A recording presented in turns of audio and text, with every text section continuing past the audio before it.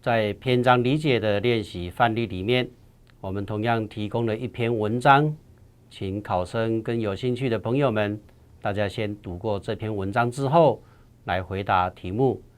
那因为这是阅读的部分，所以我们就不念题目，请大家来把文章的内容看过一遍。那为了要让大家比较快速的抓住重点，我们把文章的内容在关键的部分，我们把它用红线来标注，但是考试的时候可不会有这些红线哦。请大家仔细先阅读这个文章，然后接下来我们再来回答题目的要求。首先我们来看到它的题目里面一共有3题。首先第一题，根據文章以下嘅人生法三傳樣嘅。第二題，根據文章從人菜係乜嘅東西？第三題，文章講從人菜一樣嘅。首先我們看到第一題，我們來看它的關鍵字。根據文章以下嘅人生法三傳樣嘅。我們在文章的一開始，他就講到三傳唔係魚，如係肉，意思指吃得非常好。他的意思並不是說一定就是吃魚或吃肉，而是形容我們的生活在飲食方面呢已經非常的豐富。那我們來看選項的4個選項。首先第一個，槍食魚同肉，只有吃魚和肉。第二個，冇魚又冇肉，沒有魚也沒有肉。第三個，食清好，就是吃得非常好。第四個，清養生，是吃得很養生。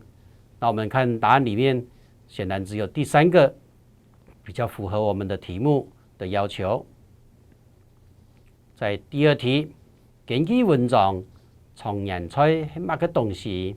那上面文章裡面有提到，工人世界大量出產是入唔得去嘅。他的意思就是說，它是過年期間大量生產出來的菜，種出來的菜，那吃都吃不完，所以呢，只好怎麼辦？只好把它做成常年菜。那我們來看題目的選項：一，每日20個菜，它是每天都要吃的菜。二，年下哪有20個菜？也就是說是過年過年期間過年的時候才有的吃的菜。第三個，一年頭天都有嘅菜，就是一整年都會有的菜。第四個，過年能食嘅菜，是指過年那幾天才會吃的菜。好，所以我們根據文章的內容，應該選擇2會比較符合題意。第三題，文章講從人菜一樣嘅，關鍵在於他有講了，而不是暖必滾，那我們會出手。他的意思說，要常常的熱過，才不會壞掉。那我們來看選項：一，3、5日都是吃，也就是說3天2頭就把它吃完了。第二個，而不是暖過，要常常把它熱過。